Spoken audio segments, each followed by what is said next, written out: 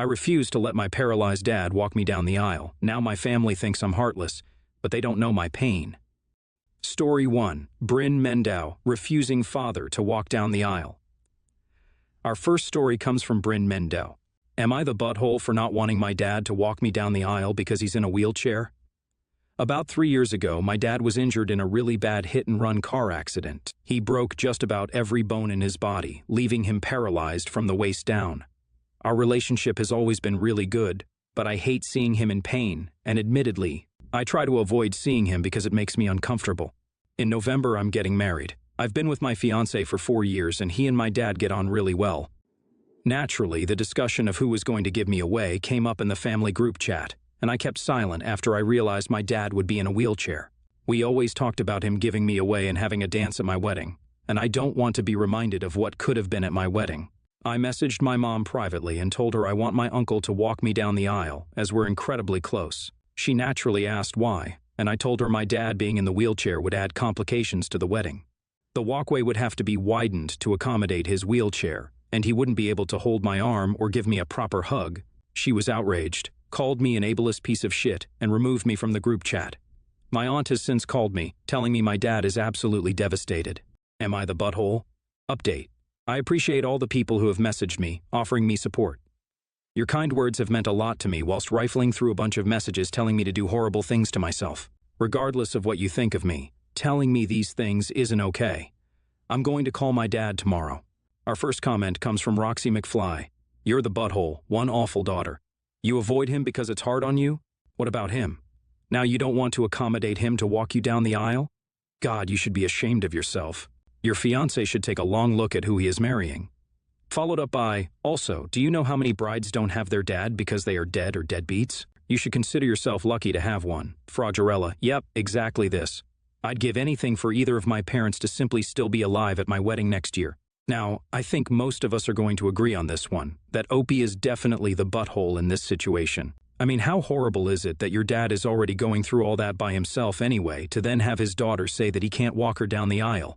I can imagine he would be absolutely heartbroken from that. I think they need to have a long discussion. What do you guys think about this story? Let me know in the comments below, and don't forget to vote in that top right-hand corner. 2. Story 2, Throwaway Account. Refusing to attend family gatherings because of a family friend. Our next story is from a throwaway account. Am I the butthole for refusing to attend any family gathering that a mutual family friend will be at, after he made explicit sexual jokes about me?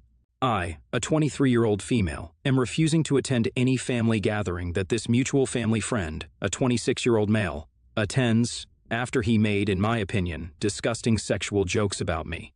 For the sake of this post, I will call him John. Around 3 months ago, my boyfriend, brother, John, and the other guy friends went to Vegas for a boys' trip. On the way home from this trip, John thought it'd be hilarious to start making jokes about me liking black guys in front of my boyfriend. I think it's relevant to note my ex-boyfriend was a black man.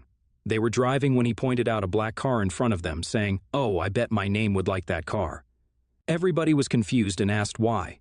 He responded saying, "You know, she likes big black things," and starts laughing. My boyfriend, obviously pissed, asked what the hell he's talking about. He adds on, saying, "Come on, bro, it's no secret she likes BBC."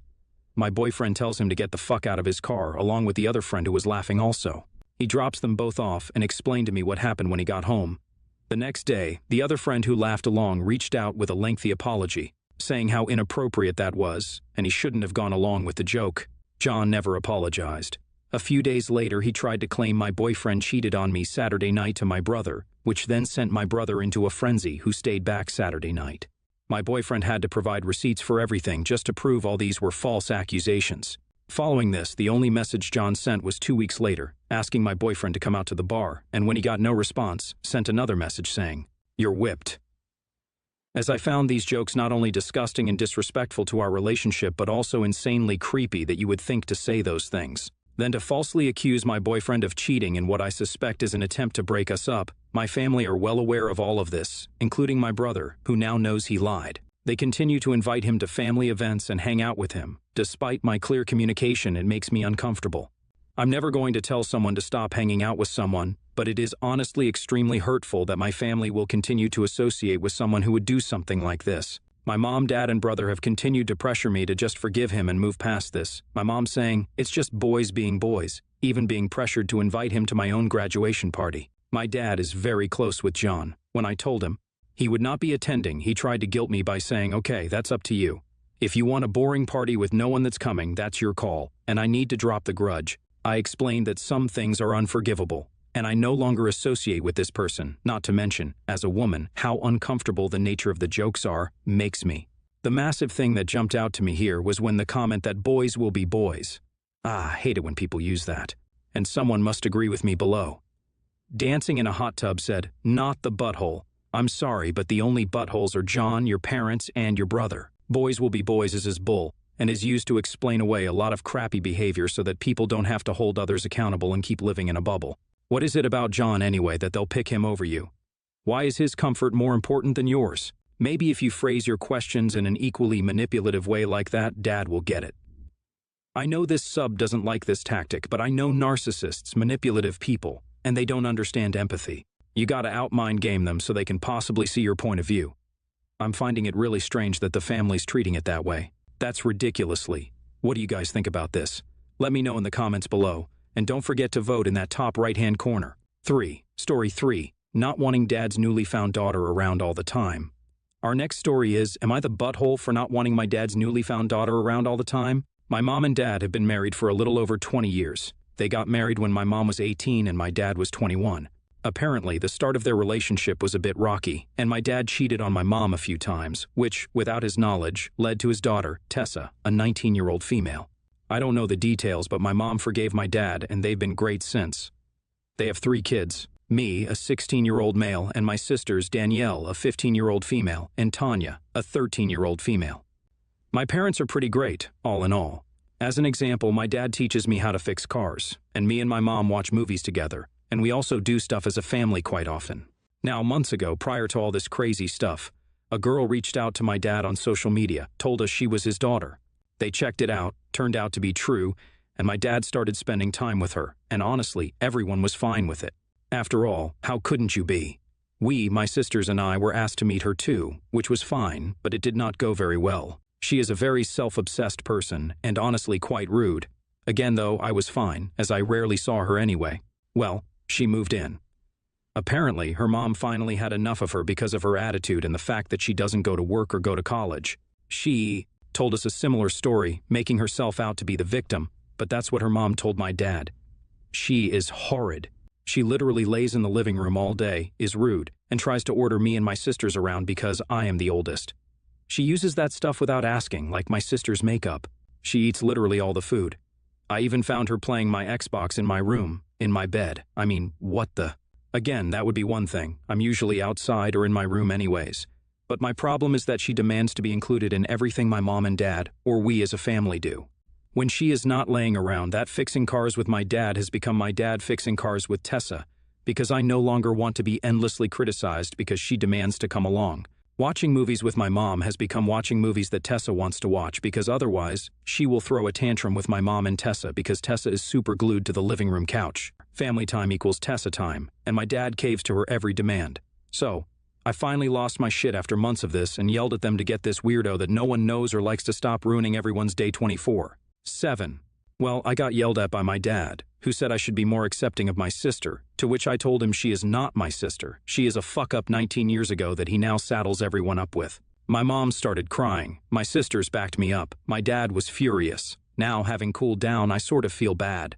I mean, I get what my dad is being like this. He probably just feels guilty. But if I'm being honest, I'm also considering asking my uncle if I can live with him because I am sick and tired of this entire situation. So, am I being the butthole here? A couple of comments from this one. Wham Alice, not the butthole. She sounds awful, and while she may be your half-sister biologically, she is not your sister. She was a stranger a few months ago. OP replied, she still is a stranger to me, basically just some weird rude girl occupying the living room. Healthy Bet 7 replies, not the butthole. That sounds like such a difficult situation. Moving in with your uncle may be a good idea, but speak with your mom first. With your siblings, she needs to talk to your dad. Please update us with how it goes. OP replies, oh my, I first talked to my uncle in person and we'll go from there. God, what a situation that is. And what do you guys think of the situation? Let me know in the comments below, and don't forget to vote in that top right-hand corner. 4. Story 4. Announcing pregnancy at best friend's wedding, and next story from Meadow Hickton. Am I the butthole for announcing my pregnancy at my best friend's wedding? This happened in January, but the repercussions are still very much happening now. My husband and I have been trying for a baby for over 5 years. We went to a fertility doctor. We were told my husband had a low sperm count. A few months later, I was diagnosed with endometriosis, making our chances of natural conception incredibly low. We decided we were going to try for another year and then look into adoption. I found out in November that I'm pregnant and due in early August. My best friend's wedding, as I said, in January. We have a big group of friends, and we all live pretty far away from each other, as well as all went to university in different places and moved there. It's very rare we are all together, and the news of my long-awaited pregnancy was what I wanted to share in person and not over the phone. I didn't make a massive announcement, I simply just told people as I saw them. A lot of people knew we were struggling, so wanted to see how we were getting on. It did garner a bit of attention, but nothing major. My best friend dragged me away towards the end of the night and said she was furious with me for making this night all about me. I was apologetic, but explained my reasoning and expected her to be happy for me. She was saying anything, but has made absolutely no effort with me since. Am I the butthole? I'm going to go out there and say this, that I don't think that you're the butthole. I mean, if you went in there and then stood on the stage with a microphone, said, "Everybody, I'm pregnant." What'd you think about that? But you didn't. Yeah, I mean, it sounded like it was natural flow of the conversation. You were just letting people know, and I think that's absolutely fine, you know? And I made this comment before reading the comments below. And I might be in the wrong here because there's a lot of "you're the butthole." You hijacked what's supposed to be their special day to make an announcement about you. And also saying things like, you were maybe 2 months pregnant, so you had like 7 more months to announce it. So, I can kind of see that point as well, but I just don't see it as that big of a deal. I'm not sure. So, I turn to you guys. What do you guys think about this situation? Let me know in the comments below, and don't forget the vote in this top right-hand corner. 5. Story 5. Not going back to dad's because of stepkids I'm next door. It's from Cruel Listed. Am I the butthole for not going back to my dad's because I can't handle his stepkids anymore? A couple of years ago, my dad got remarried. His new wife has a daughter and son that my dad eventually adopted. They both have conditions which affect their behavior and honestly make them really annoying to me. This is when I started to dislike going over there, but since they're family, so I tried to be nice. It was okay for a while, but about 5 months ago, my stepmother died. After she died, we had to move into a small 2-bedroom apartment. This meant that my dad was going to be sharing a room with my stepbrother, and I was now sharing a room with my stepsister. The lack of privacy and her always getting into my personal space and into my stuff is driving me crazy. Without my stepmom, my dad needs a lot of help with the kids, so I often have to watch and take care of them myself, which is exhausting as they need constant attention. Even when my dad is there, there's nowhere to get away from them or have time to myself. I've talked to my dad about it, and he says he knows it's tough, but in the end, just makes me feel guilty for not wanting to be around them so much. Last week, I had to watch them while my dad went to the grocery store. We were doing fine and just watching TV. She was getting upset because I wouldn't cuddle with her. I really dislike close contact. Then her brother wanted to do something else and got upset because I wasn't going to do it with him. I tried to tell her, let's give you the thing her brother wanted to do, but she wanted to finish the movie and wouldn't let go of my arm. It all just went crazy from there, with them yelling. I just couldn't handle it anymore, so for the first time, I went to my room and locked myself inside. At one point, my stepsister was screaming at the door for me to let her in. When my dad got home a little while later, he started yelling at me for locking myself in my room when the kids were upset. Then he told me how to go to apologize to them and clean up the mess because the kids had trashed the place. When he said that, I just left. I walked out the door and kept walking for a while. Eventually, I called my mom to pick me up. I told her everything that happened. She talked to my dad about it and got him to understand that it was getting overwhelming for me. He did apologize to me and said he would work on doing things differently and has been looking for a babysitter to help. But even taking that into account, I just don't want to go back there at all or see them again.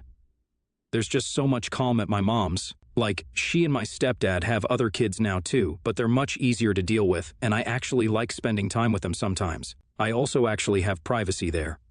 My dad's been asking when I want to come back because he and the kids have been missing me, and how my stepsister is especially sad. All I can think of at this point is I just don't care they're sad anymore. I just don't want to go back, ever. And a couple of the comments are, in my opinion, says, what are the ages, not the butthole?